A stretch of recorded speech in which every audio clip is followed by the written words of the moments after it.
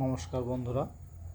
আগত যে primary interview রয়েছে 2025 সালে, জানা যাচ্ছে যে এটা সম্ভবত 22শে ডিসেম্বর থেকে শুরু হবে। তো সে ইন্টারভিউকে লক্ষ্য রেখে ইন্টারভিউতে পশ্চিমবঙ্গ সরকারের প্রকল্প সম্পর্কে বিভিন্ন রকম প্রশ্ন করে। সেই প্রকল্প নিয়ে আজকে কয়েকটি গুরুত্বপূর্ণ প্রকল্পগুলো সম্পর্কে আমরা জেনে নেব যে পশ্চিমবঙ্গ রাজ্য সরকারের বর্তমানে কী কী প্রকল্প চলছে, যেগুলো আপকামিং ইন্টারভিউয়ের জন্য খুবই গুরুত্বপূর্ণ।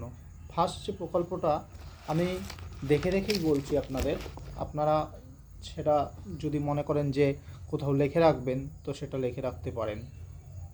মাতৃযান প্রকল্প। এই মাতৃযান প্রকল্পটা কি, যে এর সূচনা হয় 2011 সালে।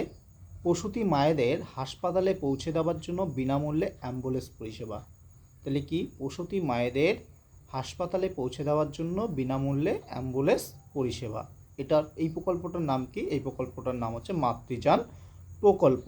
আবার বলি, 2011 সালে শুরু হয়। প্রসূতি মায়েদের বিনামূল্যে হাসপাতালে পৌঁছে দেওয়ার জন্য অ্যাম্বুলেন্স পরিষেবা হচ্ছে মাতৃযান প্রকল্প। এরপরে যে প্রকল্পটি রয়েছে সেটি হচ্ছে কন্যাশ্রী প্রকল্প। এই কন্যাশ্রী প্রকল্প সূচনা হয় কত সালে? 2013 সালে। কন্যাশ্রী প্রকল্পটা সূচনা হয় কত সালে? 2013 সালে। মূলত এই কন্যাশ্রী প্রকল্পটা এজন্যই শুরু হয়েছিল বাল্যবিবাহ রোধ, তারপরে অল্প বয়সে মেয়েদের বিয়ে দিয়ে দেওয়া বা মেয়েদের আর্থিকভাবে কিছুটা সাহায্য করার জন্য এই প্রকল্পটা চালু হয়েছিল। এবং এই যে কন্যাশ্রী প্রকল্পটা, এটি আন্তর্জাতিক খ্যাতিসম্পন্ন প্রকল্পও কিন্তু বলা যায়। তারপরের প্রকল্পটা যুবশ্রী প্রকল্প। এই প্রকল্পটাও শুরু হয়েছিল 2013 সালে। এই প্রকল্পটা কি? রাজ্যের প্রত্যেক বেকার যুবক যুবতীদের মাসিক 1500 টাকা করে দেওয়া, আর্থিক অনুদান দেওয়া। তাহলে কি, যে রাজ্য সরকারের প্রত্যেক বেকার যুবক যুবতীদের মাসিক যে 1500 টাকা করে দেওয়ার প্রকল্পটি, এটার নাম হচ্ছে যুবশ্রী প্রকল্প। এরপরে যে প্রকল্পটি সেটা হচ্ছে মধুস্নেহ প্রকল্প। কি প্রকল্প? মধুস্নেহ প্রকল্প। এর সূচনা হয় 2013 সালে। হিউম্যান মিত্র ব্যাংক নামেও পরিচিত এবং মাতৃহীন নবজাতক শিশুদের সাহায্য করার উদ্দেশ্যে এই প্রকল্পটি চালু হয়েছে। এরপরে হচ্ছে শিশু সাথী প্রকল্প। সূচনা হয় 2013 সালে। দরিদ্র পরিবারের 12 বছর বয়সী শিশুদের বিনামূল্যে হার্টের অপারেশনের ব্যবস্থা করা। তাহলে কি, তোমার শিশু সাথী প্রকল্পটা কি? এই প্রকল্পটা হচ্ছে 2013 সালে শুরু হয়। দরিদ্র পরিবারে 12 বছর বয়সী শিশুদের বিনামূল্যে হার্টের অপারেশন করা এই প্রকল্পটা মূল লক্ষ্য ছিল। এরপরে হচ্ছে সামাজিক সুরক্ষা যোজনা। এই প্রকল্পটা চালু হয় 2014 সালে।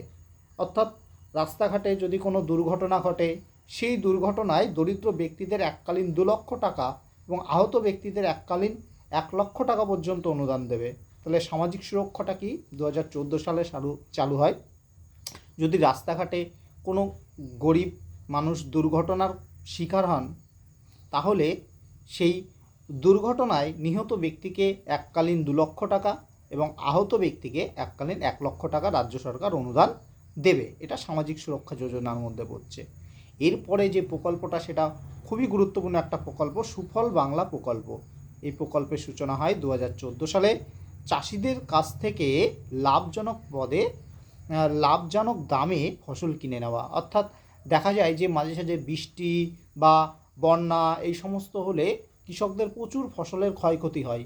সেই ক্ষয়ক্ষতি থেকে রক্ষা করার জন্য রাজ্য সরকার 2014 সালে চালু করে সুফল বাংলা প্রকল্প। অর্থাৎ তাদের থেকে ফসল বেশি দামে কিনে নিয়ে তাদের আর্থিক ক্ষতির হাত থেকে রক্ষা করা।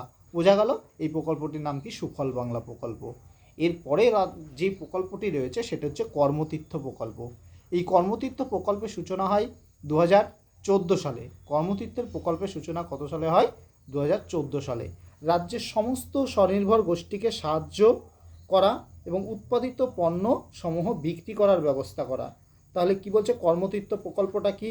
যে সূচনা হয় 2014 সালে। রাজ্যের সমস্ত স্বনির্ভর গোষ্ঠী যারা ছোটো নিজেরাই কাজকর্ম করে, ছোটোখাটো যে ব্যবসাগুলো, যেমন রাখি, বিড়ি বাঁধা, এই টাইপের যে কাজগুলো, সেই সমস্ত গোষ্ঠীকে সাহায্য করা। এরপরে যে প্রকল্পটা সেটা হচ্ছে ঐক্যশ্রী প্রকল্প। এই প্রকল্প সূচনা হয় 2014 সালে। তাহলে ঐক্যশ্রী প্রকল্পটা সূচনা হয় 2014 সালে। সংখ্যালঘু স্কুল ছাত্রদের সংখ্যালঘু যে স্কুল ছাত্রী রয়েছে তাদের বার্ষিক স্কলারশিপ প্রদান করা এবং আর্থিক সাহায্য করে স্কুল ছুট রোধ করা, এর উদ্দেশ্য ছিল এরা ঐক্যশ্রী প্রকল্প। তাহলে ঐক্যশ্রী প্রকল্পটা কি, যার সূচনা হয় 2014 সালে।